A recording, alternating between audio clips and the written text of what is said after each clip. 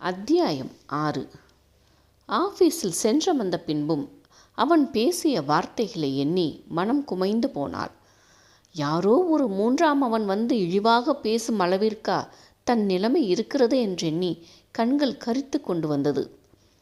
அவனது வார்த்தைகளில் இருந்த வீரியம் இதயத்தை கீறி கூறு போட்டது. மாறனுக்கும் தனக்குமான உறவை ஏன் அனைவருமே இவ்வளவு கொச்சைப்படுத்துகிறார்கள்? அவனது இன்றைய நிலைக்கு தான் காரணம் என்றாலும் தனக்கு அவன் மீதான அந்த அன்பு எப்பேற்பட்டது? அதை எப்படி அனைவருக்கும் புரிய வைப்பது? அவன் பேசிய வார்த்தைகளை எண்ணி எண்ணி அழுகை பொங்கி வர வாஷ்ரூமிற்குள் சென்று அழுது தீர்த்துவிட்டு முகத்தை திருத்தி கொண்டு வந்தமர்ந்தாள். என்றும் இல்லாத சோர்வு மனதை அழுத்தியது. பல்லை கடித்து கொண்டு அன்றைய வேலைகளை முடித்தவள் மாலை வீட்டிற்கு வந்து சேர்ந்தாள். செழியனோ அவளை காயப்படுத்தி பேசிவிட்டு மனதிற்குள் நொந்து போய் அமர்ந்திருந்தான். ஆனால் அவள் மனம் திறக்க வேண்டும் என்றால் இதை தவிர வேறு வழியில்லை என்று புரிந்தது. அவளின் வரவிற்காக ஜன்னலோரம் நின்று பார்த்து கொண்டிருந்தான்.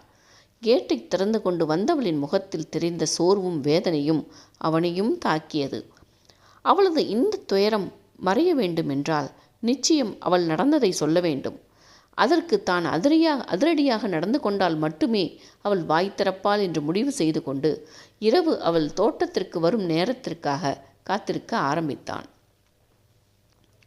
அவள் வீட்டினுள் நுழைந்ததுமே காலையில் இருந்த அமைதியை விட்டு, சனியன வரும்போதே விடியா முஞ்சி மாதிரி வரிய, சீக்கிரம் போய் கொஞ்சம் பக்கோடா போட்டு காஃபியை எடுத்து கொண்டு வா என்றார் மங்களம்.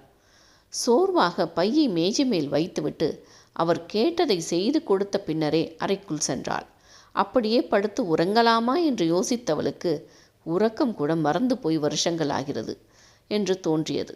இரவெல்லாம் ஒரு நிமிடம் கூட கண் மூடாமல் விட்டத்தை பார்த்த வண்ணம் படுத்திருக்கிறாள். தான் கொஞ்சம் கொஞ்சமாக இயந்திரமாக மாறிக்கொண்டிருப்பதாக உணர்ந்தாள். சட்டென்று மூச்சு விட முடியாமல் எழுந்தவள் முகம் கழுவி வந்து காப்பியை போட்டு எடுத்துக்கொண்டு தோட்டத்திற்கு சென்றாள்.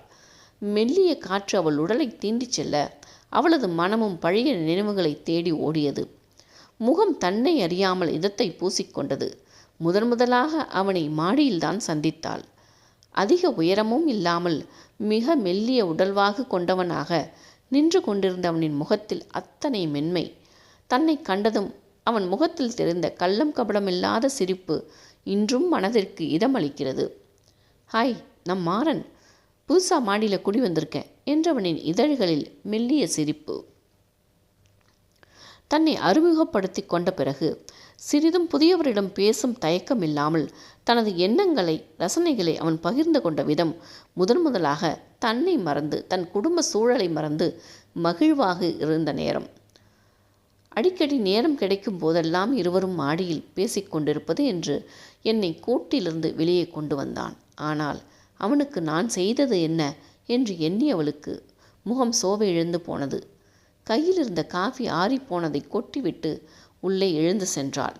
அதற்கடுத்த வேலைகள் அவளை இழுத்து கொள்ள இரவிற்கான உணவை எடுத்து வைக்க ஆரம்பித்தாள். மங்களம் அமர்ந்து டிவி பார்த்து கொண்டிருந்தார். அதில் ஒலிக்கும் பாடல் அவளது கண்ணீரை தூண்டிவிட்டது. எங்கிருந்தோ வந்தான், இடைச்சாதி நான் என்றான். இங்கிவனை யான் பெறவே என்ன தவம் செய்து விட்டேன். தனது அத்தனை துன்பங்களையும் தீர்த்தவனுக்கு நான் என்ன செய்து வைத்திருக்கிறேன்? ஆண்டவா, ஏன் என்னை இப்படி ஒரு நிலையில் வைத்திருக்கிறாய் என்று மேடையின் ஓரம் வாய்மூடி அழுதுவிட்டாள். அதற்குள் மங்களம் அழைத்துவிட கண்களை துடைத்து கொண்டு அவருக்கு வேண்டியதை எடுத்து கொடுத்து விட்டு தோட்டத்திற்கு ஓடிவிட்டாள். கல்லில் அமர்ந்தவளின் உள்ளம் துடித்து கொண்டிருந்தது. அவளுக்காகவே காத்திருந்தவன் மெல்ல அருகில் நெருங்கி அமர்ந்தான். அவனை கண்டதும் அஞ்சி நடுங்கி எழுந்தவள், ஏன் என்னை இப்படி படுத்துறீங்க? உங்களுக்கு என்னதான் வேணும் என்றாள் கண்ணீருடன். அவளது கையை பற்றி தன் அருகே இழுத்தவன், உன்னால் எப்படி கொஞ்சம் கூட குற்ற உணர்வே இல்லாமல் இருக்க முடியுது? ஒருத்தனை பைத்தியமாக சுத்த விட்டுட்டு எப்படி இப்படி இருக்க முடியுது என்றான் சீற்றத்துடன். அவன் கைகளில் இருப்பதை மறந்து விழிகளில் அதிர்ச்சியுடன் வாயில் கை வைத்தவள், மாறனுக்கு பைத்தியமா? என்ன சொல்கிறீங்க என்றாள் கண்ணீர் வழிந்தோட.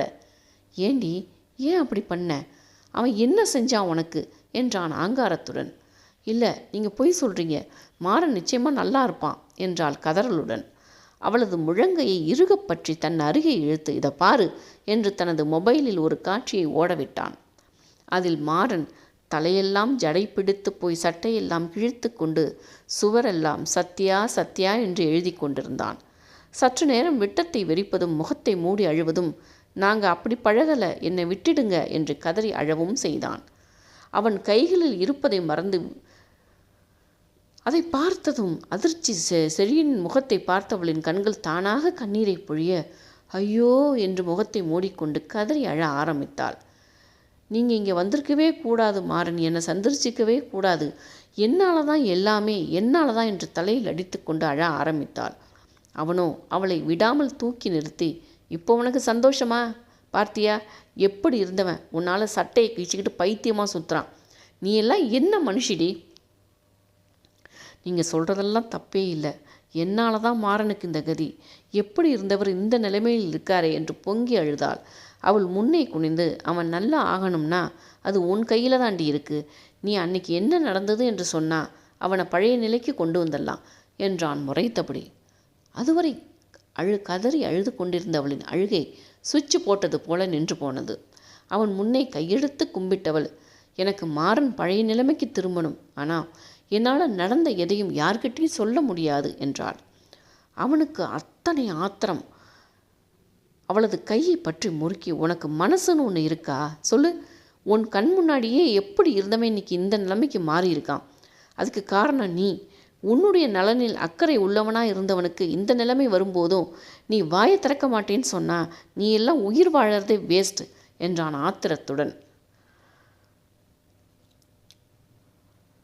கன்னங்களில் வழிந்தோடிய கண்ணீருடன், ஆமாம் நீங்கள் சொல்கிறதெல்லாம் உண்மைதான், நானெல்லாம் உயிர் வாழறதே வேஸ்ட்டு தான், ஆனால் மாறன் வாழணுங்க, எப்படியாவது அவனை சரி பண்ணிடுங்க என்று கையெடுத்து கும்பிட்டாள்.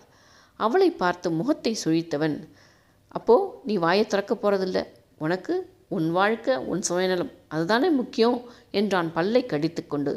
அவளோ அவன் பேச்சிற்கு எதிர்ப்பு தெரிவிக்காமல், நீங்கள் என்ன வேணால் சொல்லுங்கள், ஆனால் மாறனை எப்படியாவது சரி பண்ணிடுங்க, அதே மாதிரி நான் ஒரே ஒரு தடவை அவனை பார்க்கணும் ப்ளீஸ் என்றாள் அழுகையுடன். அடி செருப்பால, இதுவரை செஞ்சது போதாதுன்னு அவனை இன்னும் சித்திரவதை செய்ய நேராக பார்க்கணுமா என்றான் ஆங்காரத்துடன். சட்டென்று அவனது கால்களை பற்றி கொண்டவள், ப்ளீஸ் உங்ககிட்ட கெஞ்சி கேட்குறேன், அவனை பார்க்க மட்டும் அனுமதி கொடுங்க என்றாள். முடியாது, நீ நடந்ததை சொல்கிறேன்னு சொல்லு, நான் ஏற்பாடு பண்ணுறேன். அவனை நிமிர்ந்து பார்த்தவள், என்னை விட நீங்கள் உங்கள் தம்பி மேலே பாசம் வச்சிருப்பீங்கன்னு தெரியும் செழியன், நான் உங்களை முதல் நாள் பார்த்ததுமே நீங்கள் யார் என்று புரிந்து கொண்டேன், தயவு செய்து என் கோரிக்கையை நிறைவேற்றி கொடுங்க என்றாள் கெஞ்சலாக. ஸோ நான் யாருன்னு தெரிஞ்சும் உண்மையை மறைக்கிற இல்லை என்றான். அவனையே வைத்த கண் வாங்காமல் பார்த்து கொண்டிருந்தவளின் மனது பாரமானது. உங்களை இப்படிப்பட்ட சூழலில் நான் பார்க்கணும் இலா? மாறன் உங்களை பற்றி சொல்லி உங்கள் மீதான அபிமானத்தை மனசுக்குள்ளே வளர்த்து வச்சிருக்கேன். நீங்களும் நானும் சந்திக்கும் சூழல் எப்படி இருக்கணும்னு எப்படியெல்லாம் கனவு கண்டேன். ஆனால் இன்னைக்கு நீங்களே என்னை மாறனோடு இணைத்து பேசுவதை கேட்கும் சூழலில் நிற்கிறேன். என் வாழ்க்கையில் எல்லாமே முடிஞ்சு போச்சு, இனி என் கனவுகள் எல்லாம் நனவாகும் என்கிற நம்பிக்கையை இழந்தாச்சு. தயவு செய்து நீங்கள் இங்கேருந்து போயிடுங்க இலா, என்னுடைய துரதிருஷ்டம் உங்களையும் பிடித்து கொள்ளும் முன் இங்கிருந்து போயிடுங்க என்று மனதிற்குள் புலம்பிக் கொண்டாள். அவனுமே அதே நினைவில் தான் இருந்தான். மாறன் மூலியமாக சத்யாவை அவனுக்கு தெரியும். பார்க்காமலே ஒருவரின் குணாதிசயத்தை வைத்து காதலிக்க முடியுமா என்று கேட்டால் நிச்சயம் முடியும் என்று சொல்வான். அப்படித்தான் அவன் மனதிலும் சத்யா நிறைந்திருந்தாள். ஆனால் விதியின் சதி இருவரையும் இக்கட்டான சூழலில் நிறுத்தி வைத்திருக்கிறது.